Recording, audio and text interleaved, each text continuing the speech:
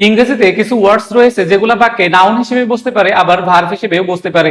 এখান থেকে কিন্তু অ্যাডমিশন টেস্ট এবং বিভিন্ন চাকরির পরীক্ষায় প্রশ্ন আসে। এখানে একটি প্রশ্ন দেওয়া আছে, দেখো যে which word is both a noun and a verb, অর্থাৎ নিচের কোন ওয়ার্ডটি নাউন হিসেবে বসে আবার ভার্ব হিসেবেও বসে।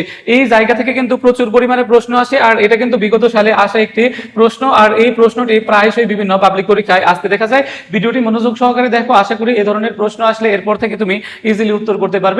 তাহলে which word is both a noun and a verb, অর্থাৎ এখানে দেখো কি লেখা আছে, বিলিভ, ওয়াটার, অ্যাডভাইস এবং হচ্ছে মেকার, এগুলোর মধ্যে কোনটা নাউন হিসেবে বসতে পারে আবার ভার্ব হিসেবে বসতে পারে, এই বিষয়টা চাওয়া হয়েছে। দেখো তাহলে এখানে আমরা যদি অপশন বিশ্লেষণ করি, দেখো মেকার, মেকার শুধুমাত্র কি হিসেবে বসে, দেখো যে নাউন হিসেবে বসে, ওয়ার্ডের শেষে কি রয়েছে, ইআর রয়েছে। দেখো মেকার শুধুমাত্র নাউন হিসেবে বসে, এটা কি হিসেবে বসতে পারে না, ভার্ব হিসেবে বসতে পারে না।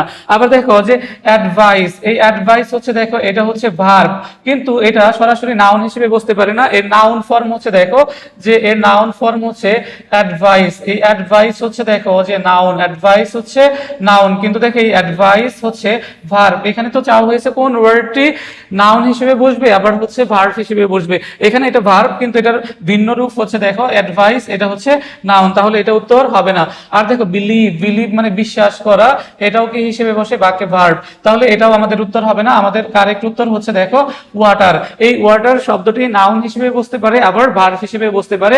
যেমন আমরা যদি দুটি এক্সাম্পলস এর মাধ্যমে বিষয়টা ক্লিয়ার করি, আরো ক্লিয়ার হবে। দেখো please give me a glass of water, তাহলে দেখো please give me a glass of water, তাহলে দেখো এই ওয়াটার জাস্ট কি বুঝাইছে, দেখো পানি বুঝিয়েছে, দেখো এটা একটা নাউন। দেখো এই বাক্যে এটা হচ্ছে উই ওয়াটার হচ্ছে নাউন, কিন্তু দেখো I need to water the plants, তাহলে দেখো যে এখানে টু, টু এর পরে কি বসে, দেখো যে ভি1 বসে ভার্বের বেস ফর, তাহলে এখানে ওয়াটার কিন্তু ভার্ব। দেখো যে I need to water the plants, আমার গাছগুলোতে পানি দেওয়া প্রয়োজন। দেখো তাহলে এখানে ওয়াটার অর্থ হচ্ছে দেখো ওয়াটার, ওয়াটার, ওয়াটার অর্থ হচ্ছে পানি দেওয়াও হয়, পানি, পানি দেওয়া, যখন পানি দেওয়া হবে তখন এটা কি হবে বলতো, ভার্ব হবে। যেমন দেখো যে please water the plants in my absence, তাহলে এখানেও দেখো যে দয়া করে আমার অনুপস্থিতিতে গাছে পানি দিও। দেখো তাহলে এখানে আমাদের এই ওয়াটার দ্বারা পানি দেওয়া বোঝাচ্ছে, এ কারণে এটা হচ্ছে ভার্ব। দেখো তাহলে ওয়াটার যখন শুধু পানি বোঝাবে, যখন শুধু পানি বোঝাবে তখন সেটা নাউন হবে,